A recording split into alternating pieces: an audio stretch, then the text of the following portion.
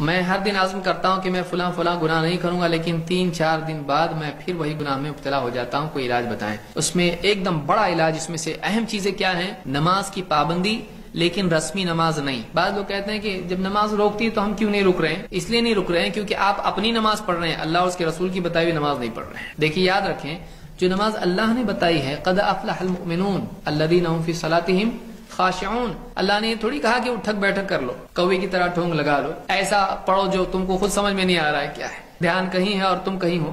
ایسی نماز نہیں، ویسی نماز جو اللہ نے بتائی ہے، جو رسول اللہ صلی اللہ علیہ وسلم نے سکھائی ہے، کہ آدمی کا پورا دھیان نماز میں ہو، وہ اللہ کے آگے اپنی بندگی کے عہد کو یاد کر رہا ہو کہ میں پابند ہوں اللہ کے حکموں کا، اور وہ جو پڑھ رہا ہو اللہ اکبر، سبحان ربی العظیم، سبحان ربی الاعلی، اہدنا الصراط المستقیم، یہ اس کو معلوم ہو میں کیا پڑھ رہا ہوں، تب جا کر اس کے دل پر نماز اثر کرے گی۔ نماز کوئی میجیکل سولوشن نہیں ہے، نماز عملی مشق ہے، نماز اپنے آپ کو سدھارنے کی کوشش ہے۔ جب تک کہ شعوری طور پر نماز نہیں پڑھے گا، دھیان کہیں اور ہے، تو نماز کیا فائدہ اس کو پہنچائے گی؟ ویسے ہی جیسے ایک آدمی نصیحت کی مجلس میں بیٹھا ہے، اس کا دھیان کہیں اور ہے، نصیحت کی مجلس میں بیٹھ لینے سے اس کی اصلاح تھوڑی ہوگی، جب تک کہ وہ دھیان نہیں دے گا نصیحت کے اوپر، عزم نہیں کرے گا اس کے مطابق بننے کی۔ ایک تو نماز صحیح ہو، دوسرے صحبت اس کی صحیح ہو، تیسرے یہ کہ وہ ایسے چھوٹے چھوٹے اعمال کرے جن سے نفس کی اصلاح ہوتی ہے، دھیرے دھیرے ایک ایک چھوٹی چھوٹی چیز میں نفس کی مخالفت کرنے لگے۔ چلو بڑے گناہ میں نہیں چھوڑ پا رہا ہے، چھوٹی چھوٹی چیزوں میں